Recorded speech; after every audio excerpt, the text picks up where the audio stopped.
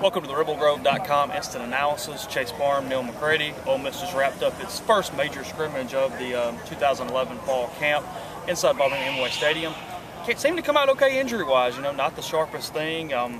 Really, Sinquez Golston kind of was the storyline here as Boston's made a late run at the Ole Miss cornerback. We'll get into that in a minute. But Neil, just overall impressions, what you think? Well, obviously the focus today was quarterbacks. They played three. When you play three, it's hard to get continuity. David Lee just said some of them, everybody did some things well, everybody did some things badly. Zach Stout had a pick, Barry Bernetti had a pick after a touchdown drive. Randall Mackey probably a little too run happy. They're still looking for a quarterback. They're going to have another 100-play scrimmage middle of the week, probably Wednesday. I don't think we're going to know anything before then. I've been going all week. You've seen them every day. Is this kind of indicative? Is this pretty much what it's been, or has there been any differences? It's been just like this. It's been a roller coaster. Wednesday, the quarterbacks were frankly bad. Thursday, they were all really good. Friday was kind of a shaky day for the whole team as they got ready for today's scrimmage. Today was more of the same. A little bit of good things, a little bit of bad things, not the continuity and the consistency that they need. Of course, take that in mind. There's 3 weeks left before you play BYU on this field in 3 weeks. There's still some time. You expect to be a little rusty.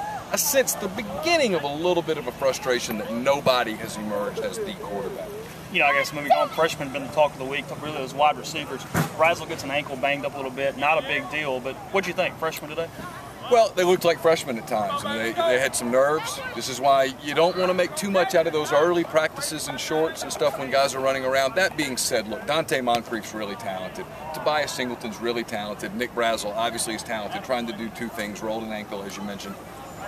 They're going to be okay. They still have 3 weeks. They need 3 weeks. They're all three going to play. I think Collins Moore has a chance to have a role. Jamal Mosley had a big drop today. Keep in mind today as you leave Hemingway Stadium, Jeff Scott really didn't play. Brandon Bolden didn't play. They didn't do a lot with Furby Allen. So some key guys on offense didn't play before you just say, hey, the offense is horrible. Offense isn't necessarily horrible. It's too early to say what the offense is. But a lot of key guys didn't play, no continuity at offense. And key guys at receiver are freshmen, and they were nervous today. There's going to be a lot of talk about the back seven as we move forward on defense. Seeing Sinquez Golston, we don't really know what's going to happen. He said he wasn't sure. There's still some small things that need to be worked out between he and the Red Sox. Said his parents are in town. Said he's in constant contact with Boston. If, say, he leaves or even not, what is that back seven like right now, and how is that impacting? Well, I think it's a little better than we thought it would be right now because you can really see a difference with Keith Burns in the way that the coaching is.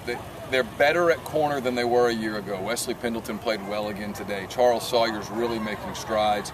The truth is they need Sinquez Golston, and they proved how much they need Sinquez Golston by the fact that they obviously know there's a chance that he's gone.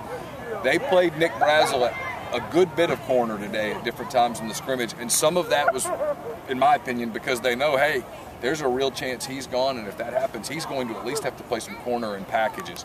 So they looked at that. Their safeties, the young kids, we've talked a lot about the young receivers. The young safeties have played well this week.